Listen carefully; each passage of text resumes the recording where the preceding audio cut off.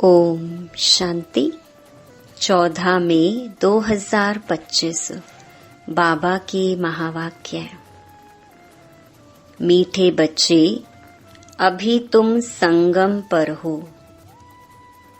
तुम्हें पुरानी दुनिया से ताल्लुक माना नाता तोड़ देना है, क्योंकि यह पुरानी दुनिया अब खत्म होनी है। प्रश्न: संगम की कौन सी विशेषता सारे कल्प से न्यारी है? उत्तर: संगम की ही विशेषता है। पढ़ते यहाँ हो, प्रारब्ध भविष्य में पाते हो। सारे कल्प में ऐसी पढ़ाई नहीं पढ़ाई जाती जिसकी प्रारब्ध दूसरे जन्म में मिले।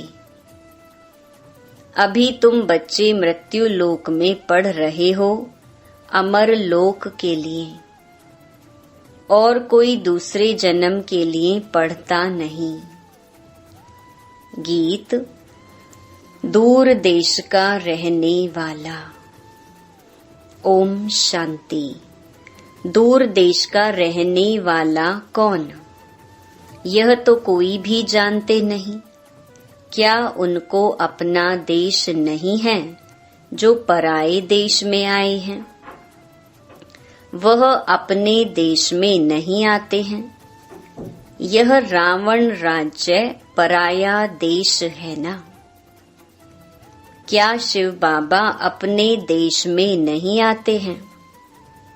अच्छा, रावण का परदेश कौन सा है और देश कौन सा है? शिव बाबा का अपना देश कौन सा है, पराया देश कौन सा है? फिर बाप आते हैं पराये देश में, तो उनका देश कौन सा है? अपने देश की स्थापना करने आते हैं, लेकिन क्या वह अपने देश में खुद आते हैं? ब्रैकेट्स में 1-2 ने सुनाया। अच्छा, इस पर सब विचार सागर मंथन करना। यह बहुत समझने की बात है। रावण का पराया देश बताना बहुत सहज है। राम राज्य में कभी रावण आता नहीं। बाप को रावण के देश में आना पड़ता है, क्योंकि रावण राज्य को चेंज करना होता है। यह है संगम युग। वह सतयुग में भी नहीं आते, कलयुग में भी नहीं आते, संगम युग पर आते हैं। तो यह राम का भी देश है, रावण का भी देश है। इस किनारे राम का, उस किनारे रावण का है। संगम है ना? अभी तुम बच्चे संगम पर हो, न इस तरफ न उस तरफ हो। अपने को संगम पर समझना चाहिए। हमारा उस तरफ ताल्लुक नहीं है। बुद्धि से पुरानी दुनिया से ताल्लुक तोड़ना पड़ता है। रहते तो यहाँ ही हैं, परंतु बुद्धि से जानते हैं यह पुरानी दुनिया ही खत्म होनी है। आत्मा कहती है, अभी मैं संगम पर हूँ। बाप आया हुआ है, उनको खिवैया भी कहते हैं। अभी हम जा रहे हैं। कैसे? योग से। योग के लिए भी ज्ञान है, ज्ञान के लिए भी ज्ञान है। योग के लिए समझाया जाता है, अपने को आत्मा समझो, फिर बाप को याद करो। यह भी ज्ञान है ना? ज्ञान अर्थात समझानी। बाप मत देने आए हैं, कहते हैं अपने को आत्मा समझो। आत्मा ही 84 जन्म लेती है। बाप बच्चों को ही विस्तार से बैठ समझाते हैं। अभी यह रावण राज्य खत्म होना है। यहाँ है कर्म बंधन, वहाँ है कर्म संबंध। बंधन दुख का नाम है, संबंध सुख का नाम है। अब कर्म बंधन को तोड़ना है।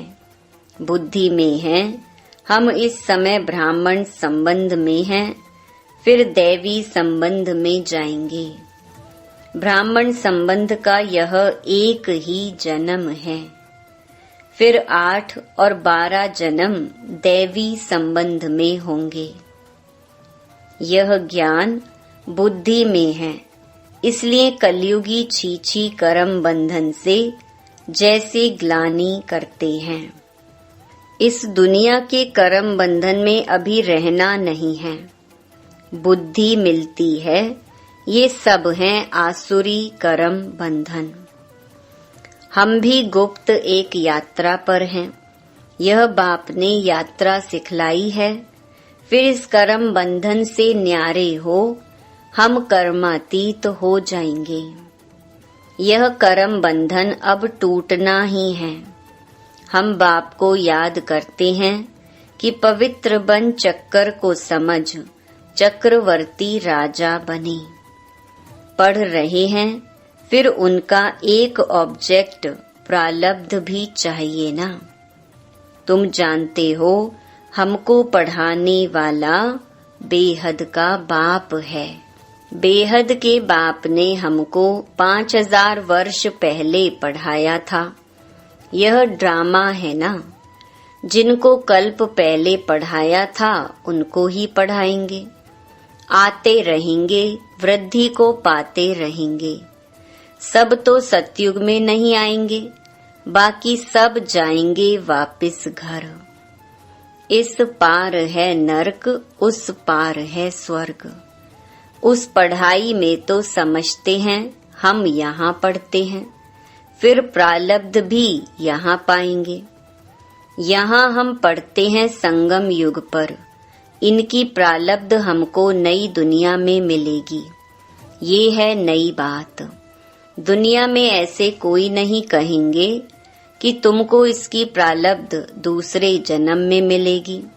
इस जन्म में अगले जन्मों की प्रालब्ध पाना, यह सिर्फ इस संगम युग पर ही होता है।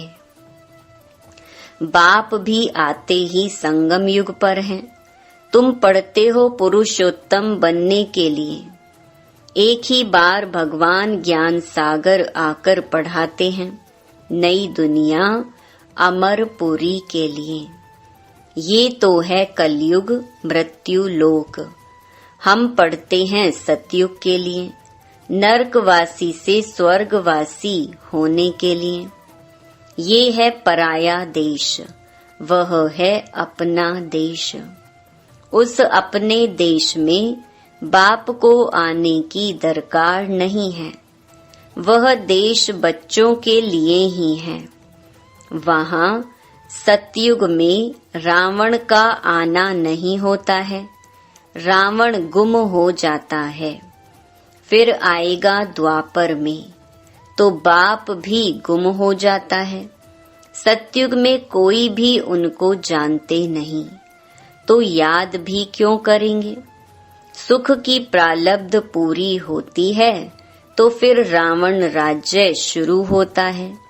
इनको पराया देश कहा जाता है।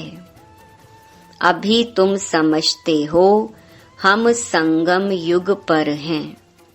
हमको रास्ता दिखलाने वाला बाप मिला है। बाकी सब धक्के खाते रहते हैं। जो बहुत थके हुए होंगे, जिन्होंने कल्प पहले रास्ता लिया होगा, वह आते रहेंगे। तुम पंडे सबको रास्ता बताते हो। ये है रूहानी यात्रा का रास्ता। सीधा चले जाएंगे सुख धाम। तुम पंडे पांडव संप्रदाय हो। पांडव राज्य नहीं कहेंगे। राज्य न पांडवों को न कौरवों को है। दोनों को ताज नहीं है। भक्ति मार्ग में दोनों को ताज दे दिया है। अगर दे भी तो कौरवों को लाइट का ताज नहीं देंगे। पांडवों को भी लाइट नहीं दे सकते, क्योंकि पुरुषार्थी हैं। चलते चलते गिर पड़ते हैं तब किसको देवें, इसीलिए ये सब निशानी विष्णु को दे दी है, क्योंकि वह पवित्र हैं। सतयुग में सब पवित्र संपूर्ण निर्विकारी होते हैं, पवित्रता की लाइट का ताज है। इस समय तो कोई पवित्र नहीं है। सन्यासी लोग कहलाते हैं कि हम पवित्र हैं, परंतु दुनिया तो पवित्र नहीं है ना। जन्म फिर भी विकारी दुनिया में ही लेते हैं। ये है रावण की पतित पुरी। पावन राज्य सतयुग नई दुनिया को कहा जाता है। अब तुम बच्चों को बाप बागवान कांटों से फूल बनाते हैं। वह पतित पावन भी है, खिवैया भी है, बागवान भी है। बागवान आए हैं कांटों के जंगल में। तुम्हारा कमांडर तो एक ही है। यादवों का कमांडर चीफ शंकर को कहें। यूं तो वह कोई विनाश कराते नहीं हैं। जब समय होता है तो लड़ाई लगती है। कहते हैं शंकर की प्रेरणा से मूसल आदि बनते हैं। ये सब कहानियां बैठ बनाई हैं। पुरानी दुनिया खत्म तो जरूर होनी है। मकान पुराना होता है तो फिर गिर पड़ता है, मनुष्य मर जाते हैं। ये भी पुरानी दुनिया खत्म होनी है। ये सब दबकर मर जाएंगे। कोई डूब मरेंगे, कोई शौक में मरेंगे। बॉम्ब्स आदि की जहरीली वायु भी मार डालेगी। बच्चों की बुद्धि में है कि अभी विनाश होना ही है। हम उस पार जा रहे हैं। कलयुग पूरा हो, सतयुग की स्थापना जरूर होनी है। फिर आधा कल्प लड़ाई होती ही नहीं। अभी बाप आए हैं पुरुषार्थ कराने। यह लास्ट चांस है। देरी की तो फिर अचानक ही मर जाएंगे। मौत सामने खड़ा है। अचानक बैठे बैठे मनुष्य मर जाते हैं। मरने के पहले तो याद की यात्रा करो। अभी तुम बच्चों को घर जाना है, इसलिए बाप कहते हैं बच्चे घर को याद करो। इससे अंतमति सो गति हो जाएगी। घर चले जाएंगे, परंतु सिर्फ घर को याद करेंगे तो पाप विनाश नहीं होंगे। बाप को याद करेंगे तो पाप विनाश हो और तुम अपने घर चले जाएंगे। इसीलिए बाप को याद करते रहो। अपना चार्ट रखो तो मालूम पड़ेगा सारे दिन में हमने क्या किया। 5-6 वर्ष की आयु से लेकर अपनी लाइफ में क्या क्या किया, वह भी याद रहता है। ऐसे भी नहीं सारा टाइम लिखना पड़ता है। ध्यान में रहता है बगीचे में बैठ बाबा को याद किया। दुकान पर कोई ग्राहक नहीं है, हम याद में बैठे रहें। अंदर में नोट रहेगा। अगर लिखने चाहते हो तो फिर डायरी रखनी पड़े। मूल बात है ही यह, हम तमो प्रधान से सतो प्रधान कैसे बने, पवित्र दुनिया के मालिक कैसे बने, पतित से पावन कैसे बने। बाप आकर यह नॉलेज देते हैं। ज्ञान का सागर बाप ही है। तुम अभी कहते हो बाबा हम आपके हैं, सदैव आपके ही हैं, सिर्फ भूलकर देह अभिमानी हो गए हैं। अभी आपने बताया है तो हम फिर देही अभिमानी बनते हैं। सतयुग में हम देही अभिमानी थे।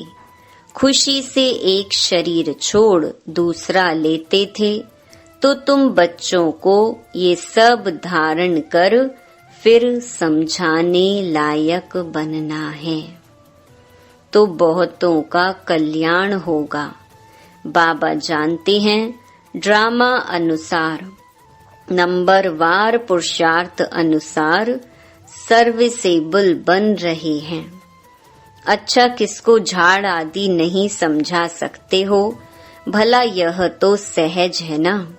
किसको भी बोलो तुम अपने को आत्मा समझ बाप को याद करो, ये तो बिल्कुल सहज है।